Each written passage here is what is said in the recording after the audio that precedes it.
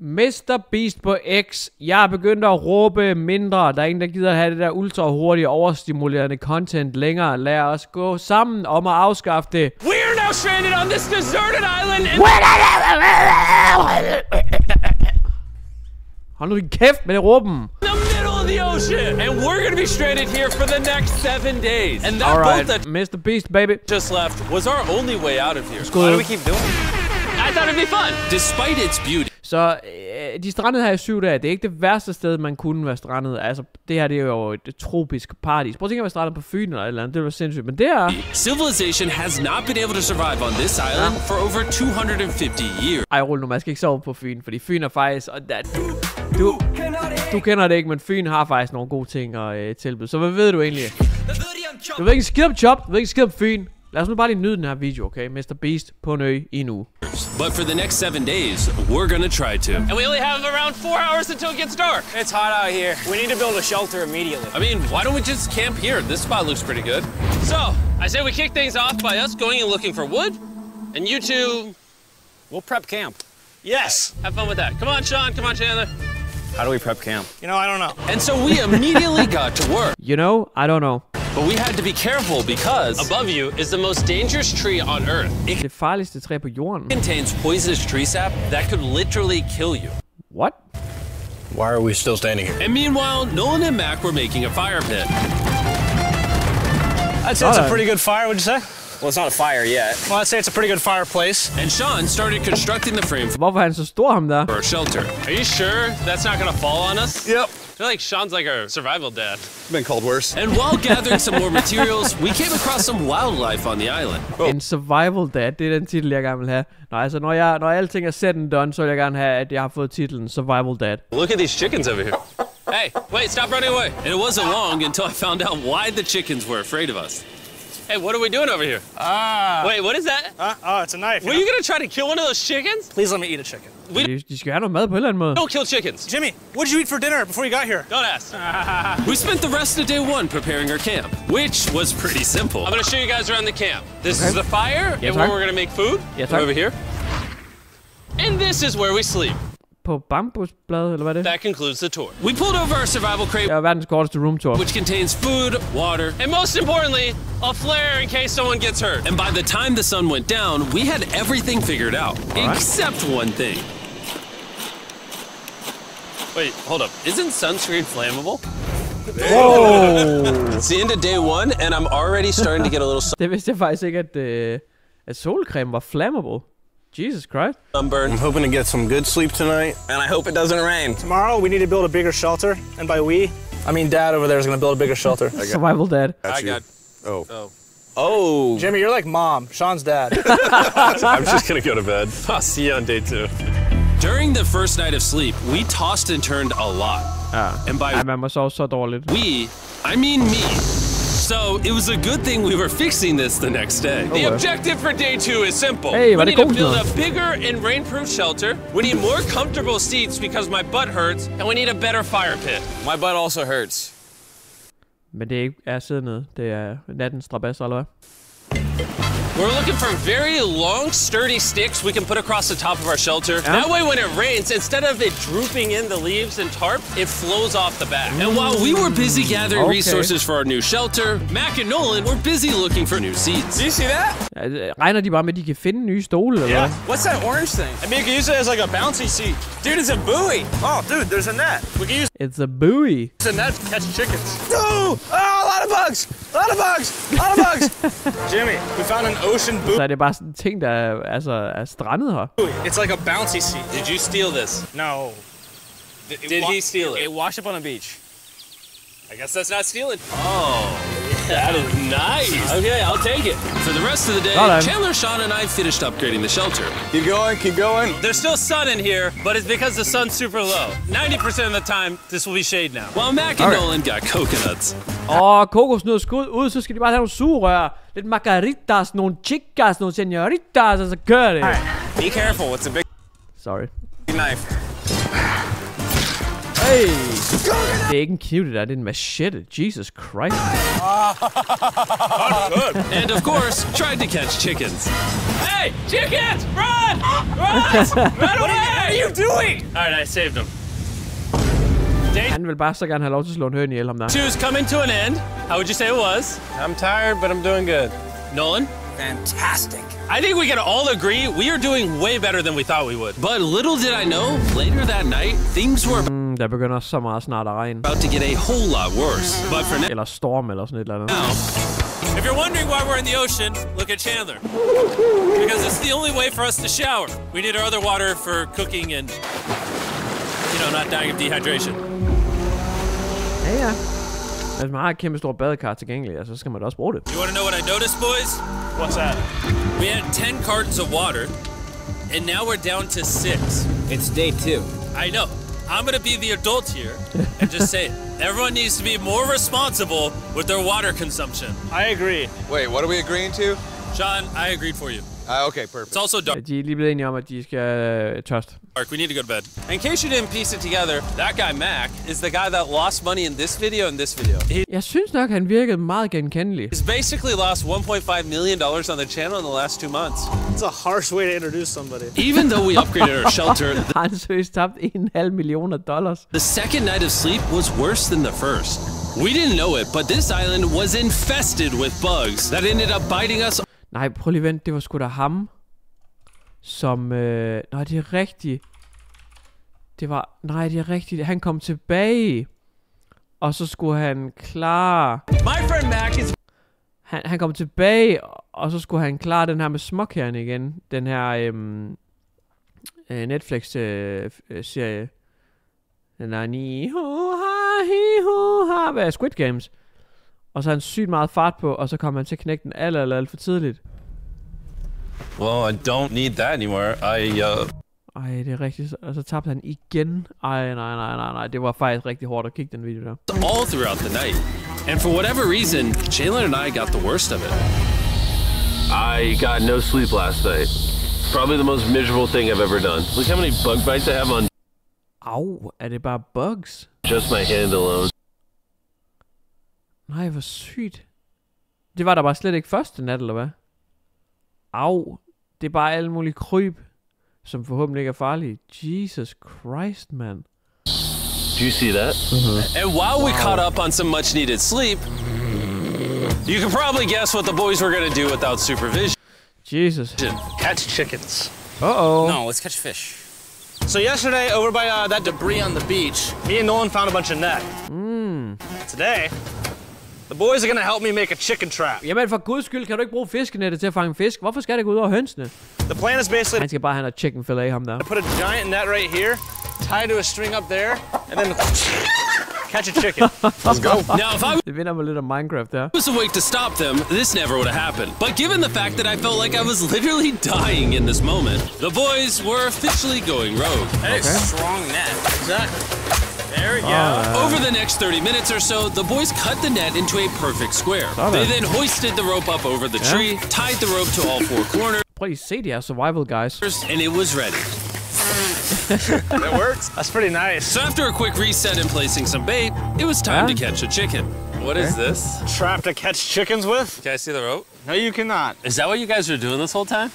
Yeah. I thought you were doing something actually productive. I'll be honest, at Det er da også produktivt. first this seemed like a complete waste of time. Nu skal vi bare vente på, at hønnen går derover. Because for the next 3 hours, they waited and waited.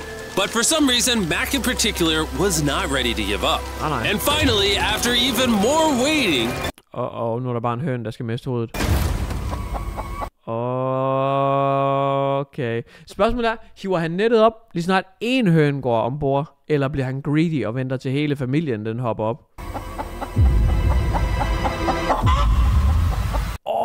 De er der alle sammen. Der var et par stykker, der nåede væk. Keep it tight, keep it tight, keep it tight! Mac, what is that? Jimmy, I caught it! Oh, this chicken's actually pretty chill. Ja, men den skal dø nu. This is the new Brian, in honor of the bird from Raft. You know what? Yeah. With how nice you've been, I'm sure once you put Brian down, it'll continue to hang out with us. Put it down. Time to put Brian down. Brian. No, Brian! What'd you do to Brian? I thought he was our friend. Well, I did catch him with a trap, so... And by Okay, så ingen døde høns alligevel. the time Brian had been caught and freed, it had gotten significantly less hot outside, which honestly gave all De ser også lidt mørke ud, de skyer der. of us enough energy for a spontaneous adventure. See that island behind me? We're about to go to it, Mac. Let's do it. Now I know what you're thinking. Why swim away from a perfectly good island to a rock in the middle of the ocean? Ja, det lyder lidt semi-farligt. And honestly, Og også en kæmpe waste of energy. I don't have a good answer for you. This feels really counterintuitive. I think this is a testament to just how bored we are. Feels like we're wasting a lot of water and energy. Mac, what are you doing? There are so many fish down there. Really? Yeah. There's a stingray. Sygt. Look at all those fish. Those waves look really big over there. Men det er nok også bare sådan en helt ugeneret biotop, det her. Der er jo ikke nogen mennesker her. And they're coming right at us. Okay, here comes a big one. We're almost there. Og de kan bunde alligevel. Look at the island over there in the background. And here we are. Det er sgu meget sejt. Look at this. We got water splashing on both sides. Jeg ved ikke lige, hvad de vil lave der. Altså, de er jo bare en sten. These are extra slippery rocks. Going up now? Oh gosh. Oh, this is crazy. This looks so Crazy. cool. We did it! This is crazy. I don't know why we did it, but we did! How do we Meget sejt. get off this? And then how do we get back to our island? Well, the fastest way off is jumping. I'm Ja, bare lave hovedspring i det her sådan 20 cm dyb vand. not jumping. During our last few hours of sunlight, I felt a couple raindrops. we noticed the storm approaching us on the horizon. When we got on the island before Så kommer regnen. the forecast said it wasn't supposed to rain. There's monster clouds over there we need to prep. Let's go, boys. Og man kan også se, at det begynder at blæse mere. Fix that! Oh no! There's rain coming. Protect our stuff. Get as many palm leaves as you can right now. Chandler, more leaves! It was De der palm leaves der, ikke også? De kommer bare til at blæse af helvede til, hvis først altså uvejret rammer. Once we ran out of daylight, we huddled up under our new and improved shelter and awaited a night of rain. The worst part about this is the unknown. It's so dark, you can't even see how close the rain is anymore. Ja. Turns out we got extremely lucky. Altså, kom The ikke storm noget regn. ended up just missing us by a hair. But what I can say is, later in this video, we won't be so lucky. Spoiler! Dude, it's literally pouring! Let me hold this up! I just want to go home. Gud, så de bliver ramt senere. Good morning, everybody! Let me try. Meget god editing, også bare fordi, at nu, der er jo sikkert flere af os, der sådan så har håbet på, jeg håber, det bare kommer til at pisse ned af stormen, og så dengang stormen så ikke ramte dem, så er det sådan lidt, jeg havde lige håbet. Men så skynder han sig lige at smide ind, at nej, bare rolig, vi skal nok blive ramt senere. Good morning, everybody! Good morning. You guys got a case of the Mondays? After 4 days on the island, our morning routine consisted of the following. Fang høns, slip dem fri. First, we'd wake up and complain about how bad we slept. Sleeping last night was rough. And then we'd use the bathroom, sometimes together. I'm nervous peeing at the same time as you guys. And then eat yet again a bagged meal. We're a little tired of our bagged meals, so let's just say we've got a solution. Er det hønnen? Nu vil han fisk, så han kan godt slå fisk ihjel, men ikke høns. Hvad fanden sker der? All right, this is as far as I go. Have fun. Oh, God. All this for some fish? You have to go very, very far out to actually find fish. The fish aren't going to be in this light blue water. They're going to be in the dark blue water out there. So, This is either a really good idea or a really bad one. probably a bad one. The plan was a little dangerous, but simple. Mac is going to act as a Så han er simpelthen en motorbåd. Han er simpelthen motoren Mac. Han var sådan... var han ikke sådan en livredder eller sådan noget? Han var syg god svømmer. Og hvad så har de en line på den, så de kan trække den ind igen? human motorboat and drag Sean and Nolan out into the depths of the ocean. And Sean, being the expert survival dad that he is going to catch those fish and bring them back to shore for us to eat. You guys got the rope? I also brought around 500 feet of rope that they're Ja, så han har reb, så han kan trække dem ind igen. tied to. So if at any point they need help, we'll just yank them in. Right, Chandler? Yank them in. Is the rope still good? Yeah, you have plenty of rope. Mac, you doing okay? Is Mac literally just pulling them? Ja, det er godt nok sygt. Det må være så hårdt. You should just untie the rope, Mac. Because that's some dead weight. Hope you don't regret it. Nej, fjernede de lige rebet? Now we have no rope and we're so far away from the beach. Det var da verdens dårligste idé. There's no way they're not getting seasick out there. Oh, look at that storm. Is that a storm? Boys, we better hurry. That's rain? That's rain. Something tells me this rope snapped somewhere. Well, you know what we can do? We can start fishing. I wouldn't start fishing yet. He's in the water. Guys! Your rope came off! Hvorfor fanden tog det? Det må da kun være for content skyld, fordi det der er helt hjernedødt. You see any fish down there? I don't see anything. None yet. We have the rope. Hey! Wow. Han fanger rent faktisk noget. Survival dad for the win. Hey! We got a fish. Hold on to it. Okay, det er nok ikke helt nok til at brødføde hele lejren, men det er en start. Måske en appetizer til deres posemad. And after 2 hours of fishing and 200 fishes worth of calories burned, all they had to show for it was one. Så de har forbrændt kalorier, som svarer til 200 fisk, og så har de fået en fisk. One fish. Is this fun to eat? Yeah, of course. It literally tastes like fish from a supermarket. I mean, you know where fish from the supermarket come from, right? Where? The ocean. And even though this fish from the ocean was surprisingly good, it was time to eat something a whole lot better. S'mores. Feastables bare sådan noget. S'mores. First off, you need to burn the bacteria off your stick. Oh, I didn't know that, actually. You seem like you've done s'mores before, Jim. Well, as a man who owns a chocolate company. Oh, Mac! What are you doing? Oh, God. You take the Feastables chocolate, scrunch it like that while it's still hot. Look at that. Make sure to try out our new Feastables bar. People are actually liking it so much, it's sold out in most stores. Don't worry, we're doing our best Jeg tror bare, han tjener kassen på det her. to restock it as fast as we can. You've never had a s'more in your life until you've had a s'more with Feastables on it. Like clockwork, we lay down to go to bed, and it starts raining. Why is it that whenever we do survival videos, it literally only rains when we're trying to sleep? I'd say that was a very successful day 4. Det er sandt. Hver gang de har lavet de her survival-videos, også dengang de lavede Raft-videoen, der pissede det også bare ned om natten. Yeah, I agree. You caught a chicken. I caught a fish. Here's the 3 more days of stupidity. Yeah! Sikkert en oplevelse. De må også bare røvkede sig. Er du simpelthen noget? I just woke up. I have no idea what day it is. Stay up. 5. I was about to say that.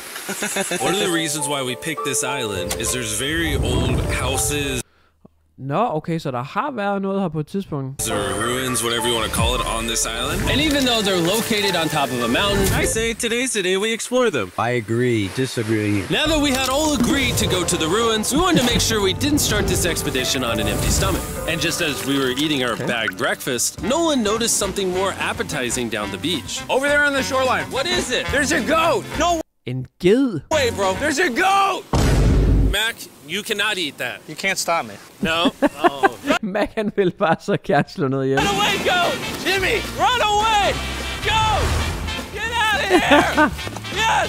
Why did you do that? He's our friend! No, he's not. He's food. Oh, once again, Jimmy has scared away my food. And after sparing another animal from Mac, it was time to adventure to the ruins. The ruins. All right, let's do it. We're almost out of water, guys. I need some for the adventure. I'm gonna try to fill these up with coconut water while you're gone. Let's go. Let's do it. Yeah, keep going. I'll be there in 1 second. And what they don't know is I actually have a surprise. Så det er faktisk smart nok. De har jo været alt for hurtige med deres water consumption. De har ikke ret meget tilbage. Så han vil simpelthen tage kokosvæske, eller hvad man kan. Han kalder det coconut water, men det er vel ikke vand. Det er vel egentlig kokosnød saft, som han fyldt de der containers op med. Det er jo egentlig smart nok. Waiting for us at the top of the ruins. It'll make sense in a little bit. I was kind Hvad of. sagde Do han? it. Hvad sagde han? Var der sådan en survival crate på toppen? Keep going. I'll be there in 1 second. And what they don't know is I actually have Ja, der er en overraskelse a deroppe. surprise waiting for us at Okay. the top of the ruins. It'll make sense in a little bit. That was kind of weird. I just stayed back and talked to the camera. Yeah, kind of like how you lost $1.5 million. Oh, yeah. Follow me, gang. Jimmy, I believe Hold kæft, mand. in you. For a second, I thought this was the mountain. Forgot we haven't even reached the base of the mountain yet. And while we climb this mountain, I'm going to tell the boys about Western Union. Western Union. Wherever you are, Western Union makes Ja, det er der, hvor man kan sende penge sådan helt uden kvaler. Det er virkelig nemt at skamme og sådan noget med it Western Union. easy to send money to friends and family anywhere in the world. We'll be up here. Yeah, you keep talking Jeg about synes altid, det er den der tjeneste, som skammers bruger. that, Jim. Hey, wait up for me. We're going all the way up there. Western Union also has a free website and app that's simple and secure. So even my grandma can use it? Even your grandma, Mac. And before I got here, I used Western Union to pay the boat. Oh, dude, you gotta be careful. Here, give me a second, Western Union. I also used Western Union to pay the boat guy that dropped me off on this island. Because they had been around for 100 years, I know my money got to them even though I was in the US. Look how far away we've come from our beach. Men prøv lige at overveje, hvor langt der stadigvæk er. Is that a rainbow? Rainbow right there. Oh yeah? What the heck? That's awesome. I'm not gonna be like a Debbie Downer, but that's rain right there. That giant cloud? That giant cloud with rain. Yeah, you're being a Debbie Downer. Hey, you can see Sean from here. Er det regn? Ja, den der kæmpe regnby, som der kommer regn ud af. Ja, det er regn. dude, he's building the shelter. Er du sikker? Sean's making us dinner. Sean! I can see him! You heard it. Keep going! Wave if you're a nerd! Oh, he's waving. Is it gonna be dark when we go back on this path? Yeah. How are we gonna see? Oh, we'll figure that out later. That's gonna be unfortunate if somebody falls. Oh! Are you good? You good? I'm alive. See that right over there? Boys, come on. Der Come var over here. Welcome to the ruins. Whoa. This is actually sick, dude. Why is there just a yellow box? Yeah, what is this thing? I'm glad you asked. I paid some guys with Western Union $10,000 to move this box up here. Okay.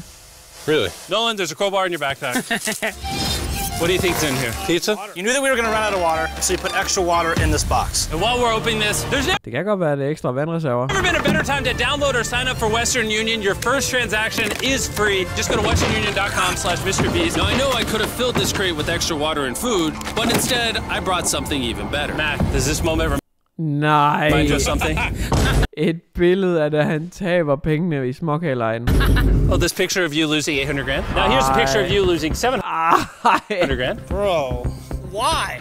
Why go? You'll see it 1 second, don't worry. Now, I didn't do this to make fun of Mac for losing $1.5 million. Really? Because that's exactly what it feels like you're doing. I did this to say, and we're gonna give you another chance in one final video. No shot. But this is your final shot. You're gonna give me a third shot? Your final shot. I got another shot! If you look at the last video we did, every single comment was bring back Mac, Ja, giv ham en chance mere. bring back Mac. I hope you win. That's another shot! More important than your shot, there's some ruins over here. Let's go look at them. Third shot, baby! I'm not gonna let you guys down again. This building is Også var sygt, han har tabt alle de penge. Prøv lige at overveje, hvis de tager småkagetingen tilbage igen, den der Squid Games udfordring igen, og han så fejler en tredje gang. almost a century old. Men de siger jo tredje gang en lykkens gang. Imagine building this 100 years ago just for a bunch of YouTubers to explore it. Whoa, this is wicked. Why is there a cactus up there? Does the cactus just crawl up there, or does someone put the cactus up there? The cactus does not crawl up there, Jimmy. It doesn't have legs. Oh my god. Let's check out on the other side of the crate. There's some more ruins over there. This is crazy, dude. Look how the trees like wrap around the freaking rocks. Would the gang say this was worth the effort? Because I got a third chance, yes I would. All right, well, he's biased. Would you Ja, han er meget glad lige two nu. say it was worth it? No. There was no pizza in the box, so no. By this time, Der var ingenting, de kunne bruge i kassen. Day 5's sun was setting on the island. And on our way back to camp, we stopped at the peak of the mountain to take it all in. Kommer de seriøst helt op på toppen, eller hvad? There's no one I'd rather Wow, de har allerede tændt lommelygterne. scale the side of a random mountain with than you guys. Thank you. Maybe Dwayne The Rock Johnson. That's fair. But outside of that, nobody. Boys, I'm gonna be honest, probably gonna remember this forever. Me too. I think this view Men er de helt op? made the journey worth it. Camp's cleaned up. It's been reinforced from the rain. Coconut water. Meal's ready to go. Sådan. Got a lot more water. It's getting really dark. Survival Dad, han kan sådan nogle ting. I mean, you can't even see into the woods right now. I don't know how they're gonna make it back from the top of that mountain through all these woods in the dark. This is Enig. way sketchier at night. Ow. Cactus. Ow! You good? Just a thorn in my side. But little did we know, running into a cactus in the middle of the night was actually the least of our worries. Det æder mig med nøjeren, det her. We ended up hitting a dead end, Jamen, jeg skulle lige sige, hvordan fanden kan I overhovedet finde vej? I kan jo ikke engang se havet derfra. which is a little intimidating in the middle of a forest. Det er jo tit det, man orienterer sig efter. Så kan man jo, når der er lys, så kan man jo kigge ned. Man kan kigge ud over havet. Man kan se dernede, hvor lejren var. Så er man ligesom i rigtig retning. Her der kan du ikke se en skid. Hey, which direction is it? Is it this way or that way? Wait, I can see 3 different things, dude. There's this right here, and then there's this one right here. This is a path too. Like, Are you sure, bro? where's that at? It's definitely not to follow me, guys. I will God. pick a random direction. Wait, no, I think it is to the left. Oh, it is? No, it's right over here.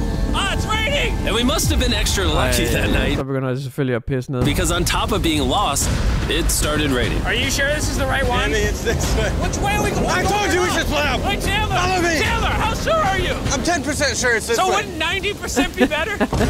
Are you 90%? Can we choose? It's pouring on the side of a mountain. Go! It's raining. Jeg ved, hvor opstillet det her egentlig er. Om de sådan... Altså nogensinde faret vildt, eller om det bare... De kunne jo også bare stå lige uden foran deres lejre og lave det her. Altså, det ville vi jo aldrig vide. Okay, why don't we choose and then unchoose? I don't care. Oh, boys, this is bad. It is getting slick. I really don't think we came up with something this steep. Oh, I almost face planted. And if we couldn't be any more unlucky, on top of it raining while we're lost, we've even got a third thing to worry about. Above you is the most dangerous tree on Earth. Nå ja, det var det der... hvad fanden var det? Hvad er det hedder? Det der skidesekret, eller hvad? Det der... Hvad det hedder det der, sådan noget... Ja, hvad fanden er det hedder det der gokker ud af dem? If it rains, it will seep poison that will burn your skin. Watch out for the death apple sap because it just rained. What are we supposed to do? Not let the poison drip on you. Oh, that is 10,000% a death apple tree, boys. That means we're close. And regardless of if we took the right path or not, we could tell we were getting close to camp. That's sand. That's some sand! Thank God. We made it? Camp is right there. Ja, så er de selvfølgelig ved stranden. We have a rare opportunity to scare Sean. Are we going to take advantage Survival dad, ham kan de ikke skræmme. of that? Yes, of course. Okay. De kan ikke skræmme survival dad.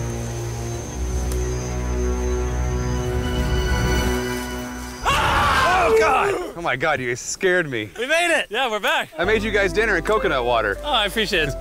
Cheers, boys. Wow, it tastes like a coconut. After the hike, we ate, we showered, and when we dried off, we took a second to look up at the stars. Aww. Because when you're in the middle of the ocean, it really feels like you're on another planet. Second moment. Og så begynder der at pisse ned. But unexpectedly, around the corner was something we'd been fearing this entire Stormvejr. challenge. You feel that? Guys, bad news.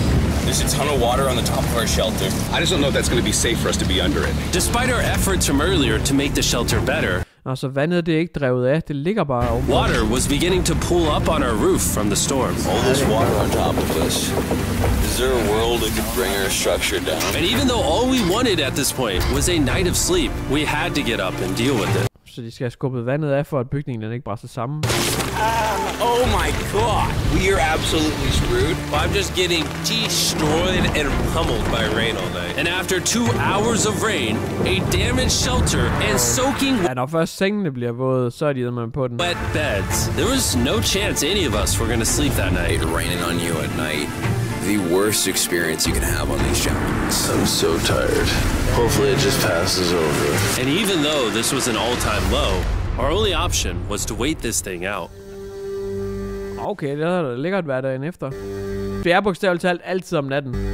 I'm not gonna lie, the rain last night was pretty brutal. I don't know that I've ever been that cold. Ever. What do you want to do today, Nolan? I don't know. Absolutely nothing. I just can't wait to get out of here. This place sucks a lot, I'm not gonna lie. I'm sick and I'm tired and I want to go home. Damn, han har også en ordentlig plet i sit skæg der. Det er simpelthen stress, at alle de her challenges, Mr. Beast, Jimmy han udsætter ham for. At this point, the island was making us miserable. This is quickly turning into a little bit of a nightmare. And after 6 days of physical struggle, our mental health was beginning to suffer as well. There's only so much bagged food you can drink and hours you can lay in the sun Ej, det var også bare skrækkeligt at leve af det der pose mad. before you start to just feel terrible. And I'm starting to feel terrible. I have a headache. I am very tired. It was clear that we were going to have to take drastic measures if we were Men de er også næsten i mål nu. going to complete this challenge. Looking for a peach cobbler. Want to look for a peach cobbler? Oh, I found one. So, in an effort to turn things around, we treated ourselves to canned cobbler for breakfast. Pretty good. Not bad. Yeah. For a can. And with the help of this unorthodox breakfast, we were beginning to return back to normal. Oh, that.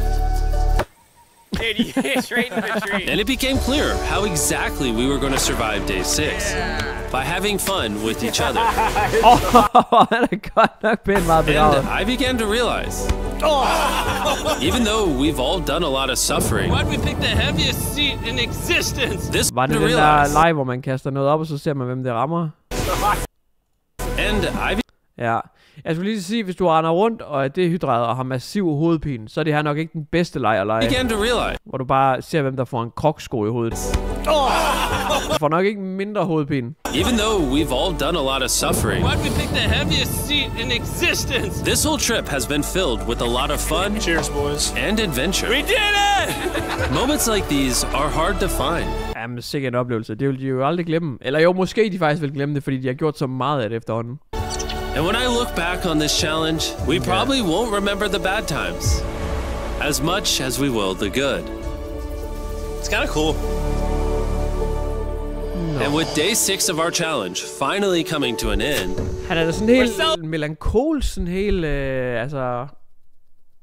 Hvad kalder man sådan noget? Sådan helt filosofisk. Celebrating our final night with a Sådan har jeg aldrig set ham. Altså ikke på samme måde. massive fire.